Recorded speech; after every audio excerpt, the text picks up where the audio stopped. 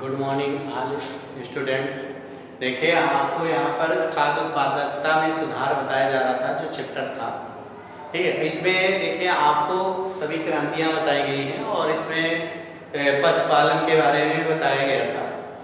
अब यहाँ पर देखिए आता है खाद्य उत्पादन में पशुपालन यानी कि दलहनी कुल के पौधों की मतलब जो है भूमिका क्या है। दलहनी पौधों की भूमिका पशुपालन में दलहनी आप जानते हो ना, दलहनी पौधों की भूमिका। दलहनी कुल के पौधे जो होते हैं पशुपालन में, दलहनी कुल के पौधों का बहुत बड़ा महत्व है। इनको हम लेगुमिनेसी कुल के पौधे भी बोलते हैं। इनसे हमें समस्त प्रकार की दालें प्राप्त होती हैं, जैसे कि अरहर, चना, मूंग, मटर, उड़द, ठीक है। ये जितनी भी दालें हैं ये हमको दलहनी कुल की दालें कहलाती हैं, क्योंकि इनकी ये जो दालें हमें जो प्राप्त होती हैं, क्योंकि इनमें नाइट्रोजन की अधिकता होती है, जिससे भूमि की उपजाऊ क्षमता बढ़ जाती है। और सबसे मेन चीज़ है कि हमें अधिक मात्रा में प्रोटीन प्राप्त होता है। दलहनी कुल के पौधों से जो हमें मेन लाभ होता है, एक तो प्रोटीन का सबसे अच्छा स्रोत है, जैसे सोयाबीन है, अरहर है, तो इनमें क्या है, प्रोटीन की भरपूर मात्रा होती है। अब प्रोटीन की प्राप्ति करने के लिए हमें खाद्य उत्पादन में पोषक तत्वों की वृद्धि हो, पोषकता बढ़े, इसलिए हम दलहनी कुल के पौधों को उगाते हैं। दलहनी कुल के पौधों में प्रोटीन की मात्रा का एक सबसे बड़ा स्रोत माना जाता है, क्योंकि और दूसरी चीज़ इससे एक तो खेत की उपजाऊ क्षमता भी बढ़ जाती है, क्योंकि इनकी जड़ों में एक जीवाणु होता है राइजोबियम, जो नाइट्रोजन स्थिरीकरण में भाग लेता है और नाइट्रोजन की पूर्ति करता है, और नाइट्रोजन के कारण भूमि की उपजाऊ क्षमता बढ़ जाती है। तो इससे दो लाभ हैं। एक तो ये लाभ है कि प्रोटीन का सबसे अच्छा स्रोत है, दूसरा भूमि की उपजाऊ क्षमता बढ़ जाती है, जो पौधों को पर्याप्त मात्रा में नाइट्रोजन भी मिल जाता है। इसके बाद आता है कुक्कुट पालन। क्या होता है कुक्कुट पालन या प्रबंधन या मुर्गी पालन। मुर्गी पालन है क्या? व्यक्ति की आवश्यकताओं के लिए जो हमें मांस और अंडों के लिए जो जरूरत पड़ती है, मांस और अंडे, क्योंकि हर जीव जंतु को ज़्यादातर मनुष्य इसका उपयोग करता है, मांस या अंडे का। तो मांस और अंडे की उपयोगिता को बढ़ाने के लिए हम विभिन्न प्रकार के पक्षियों को पालते हैं और उनका रख रखाव और उनका संरक्षण करते हैं। मांस और अंडे के लिए रख रखाव, संरक्षण या पालना, उसको सुरक्षा प्रदान करना, ये सब भी क्या कहलाता है? कुक्कुट पालन कहलाता है। वही आपका मुर्गी पालन भी कहलाता है। इसमें होता क्या है कि जो आपके अंडे देने वाले होते हैं पक्षी, उनको हम क्या कहते हैं? लेयर्स बोलते हैं, और जो मांस देने वाले पक्षी होते हैं उनको बॉयलर्स बोलते हैं। जो आपको अंडे प्राप्त होते हैं, अंडे में सबसे मेन पोषक तत्व होता है कि आपको इसमें 34% तो इसमें पीत होता है। पीत माने जो पीला पदार्थ होता है, पीतक बोलते हैं। तो अंडे में 34% तो पीतक होता है, बाकी 36% शेष जो 36% है उसमें क्या होता है कि प्रोटीन की मात्रा होती है। प्रोटीन के साथ में कुछ विटामिन्स भी होते हैं अंडे में। फिर इसके अलावा कि जैसे कि बहुत से अंडे और मीट वगैरह जो व्यक्ति प्रयोग करते हैं, तो किस लिए? प्रोटीन की पर्याप्त मात्रा प्राप्त करने के लिए।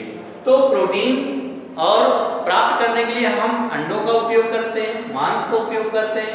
तो मांस और अंडे का उपयोग पोषक तत्व की मात्रा या पोषकता बढ़ाने के लिए, खाद्य उत्पादकता बढ़ाने के लिए हम जो रख रखाव करते हैं, सुरक्षा प्रदान करते हैं, पक्षियों को पालते हैं, उसी को हम कुक्कुट पालन या मुर्गी पालन कहते हैं। और देखिए जो आपके मांस से है, तो मांस से तो आपको खनिज है, लवण है, प्रोटीन है, विटामिन है, ये सब प्राप्त होते हैं।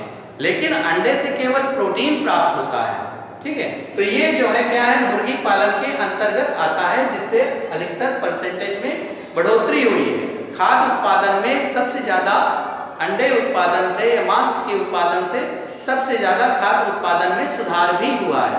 इसके वजह से जो आपको जो खाद्यान्न नहीं मिल पाता, उसकी पूर्ति ये करता है, और उसके वजह से हमारे देश में खाद्य की समस्या बराबर कभी नहीं रहती है। मतलब खाद्यान्न इतना उत्पन्न नहीं होता, इतना ज़्यादा कृषि में उत्पादन नहीं हो पाता, जिसके कारण उसकी पूर्ति हमारे अंडे और मांस जो है करते हैं। तो ये भी एक बहुत बड़ा स्रोत है खाद्य उत्पादन में सुधार के लिए।